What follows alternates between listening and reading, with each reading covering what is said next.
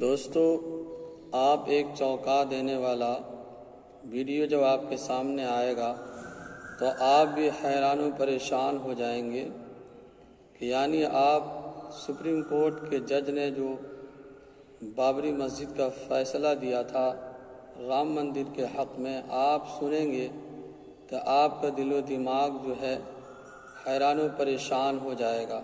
इसलिए इसे आप ज़रूर देखें, उसके बाद बताएं।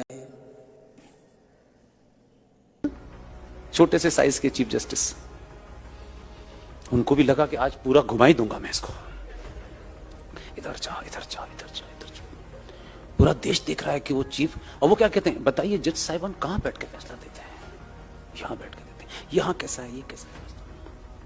जब सब कुछ हो गया, उसके कदम तेज तेज थे और वो छोटे थे कदम, उनके कदम छोटे छोटे थे हो गए, तो उनसे बोले, एक पर्चा निकाला, ये देखा है आपने? बस नमस्कार, पूरा हो गया। और जज साहब बाहर आए। जज साहब बोले, राम मंदिर पे फैसला 40 दिन में दूंगा। कुछ लोगों को समझ नहीं आया कि ये कौन सा इंजेक्शन लगा है।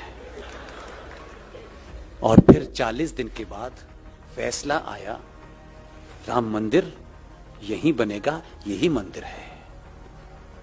मालूम है क्या था?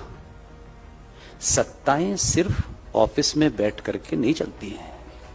हमारे पूर्वजों ने सत्ताएं सिर्फ बैठ के नहीं चलाई हैं। जमीन की हकीकत, जो कागज दिखाया था ना, वो कागज उनके दामाद का था। उनके दामाद कहीं किसी राज्य सरकार में जज हैं जो करप्शन में फंसे हुए थे।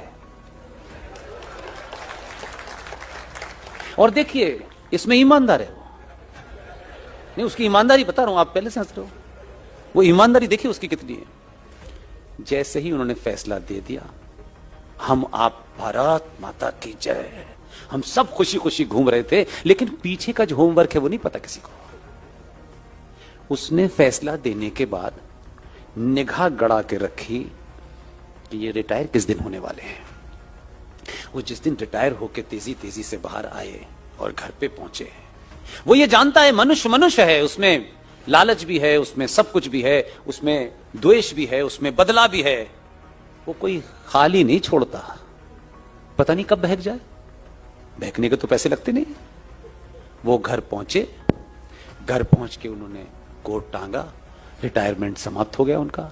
रिटायरमेंट के बाद जब वो घर पहुंचे तो एक आदमी पहुंचा और एक लिफाफा दिया उनको, सर ये आपके लिए। जब लिफाफा खोल के देखा तो लिफाफे पे लिखा हुआ था, भारत सरकार ने देश के राष्ट्रपति से ये आपका नाम प्रपोज किया है कि इस देश में जो 12 गणमान्य नागरिकों को राष्ट्रपति राज्यसभा में भेजते हैं, उसमें आपका नाम भी नामित किया गया है। अब 6 साल तक मुंह बंद रहेगा। यानी पहले एक कागज दिखा करके रंजन गोगोई को ब्लैकमेल किया गया कि अगर आप साथ नहीं देंगे तो राम मंदिर फैसले में अगर आप पक्ष में फैसला नहीं सुनाएंगे तो आपका कच्चा चिट्ठा खुल जाएगा। क्या उस कथित ब्लैकमेलिंग पेपर में, कागज में, एक फीमेल कर्मचारी को अब्यूज करने का जो आरोप रंजन गोगोई पर लगा था, उसी सिलसिले में कुछ एविडेंस के तौर पर रंजन गोगोई को दिखाया गया था, मोदी ने दिखाया था? या फिर मोदी ने राम मंदिर मामले में अपने पक्ष में फैसला दिलाने के लिए जज के दामाद के भ्रष्टाचार, जज के सन इन लॉ के करप्शन के सबूतों के साथ सुप्रीम कोर्ट के जज को डराया था, सुप्रीम कोर्ट में बैठ करके? जिसके ठीक 40 दिन बाद यानी 9 नवंबर 2019 को राम मंदिर के पक्ष में फैसला आया, जिसके बाद फिर एक और लिफाफा, मतलब एक और लिफाफा जो है वो रंजन गोगोई तक पहुंचाई गई, जिसमें राज्यसभा के लिए रंजन गोगोई को चुने जाने की सिफारिश थी। सोशल मीडिया पर इसे लेकर के या इस